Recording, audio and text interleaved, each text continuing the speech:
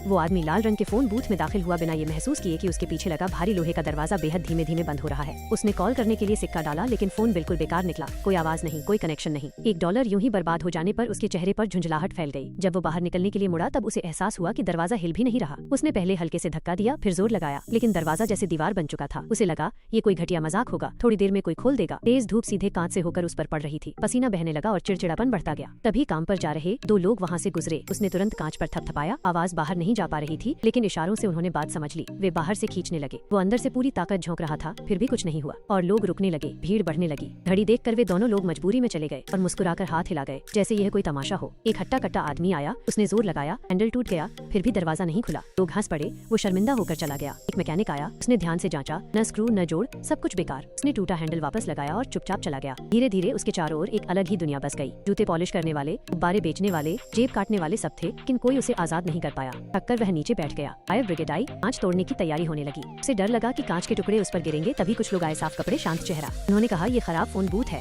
Repair के लिए ले जाया जाएगा। वो चिल्लाना चाहता था, रोकना चाहता था, लेकिन उसकी आवाज जैसे दुनिया से कट चुकी थी। लोग उसे तसल्ली देते रहे और बूथ को ट्रक पर लाद लिया गया। जैसे जैसे गाड़ी शहर से दूर जाती गई, उसे सब कुछ अजीब लगने लगा। सिग्नल पर उसने पारदर्शी ताबूत में एक शव देखा, बिल्कुल उसी तरह बंद। दूसरे सिग्नल पर उसने एक और आदमी को उसी लाल बूथ में कैद देखा। अभी उसे समझ आया ये कोई हादसा नहीं, ये एक साजिश है। कांच पीटता रहा, मदद मांगता रहा, लेकिन लोग उसे हाथ हिलाता समझकर मुस्कुराकर जवाब देते रहे। भूखा प्यासा थका हुआ वो लेट गया।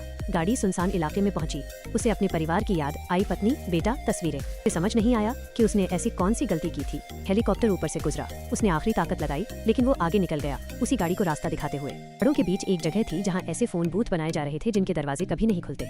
बूथ में एक इंसान, हर इंसान की आवाज कैद। एक ट्रेन ने बूथ को कन्वेयर बेल्ट पर रख दिया। उसके सामने और लोग थे, सब फंसे हुए। उनका अंजाम पहले से तय था। जब आपकी आवाज कोई सुन ही न रहा हो तो आपको बचाने कोई नहीं आता। अगर आपकी आवाज दुनिया तक न पहुँचे तो आप सबसे पहले क्या बदलेंगे?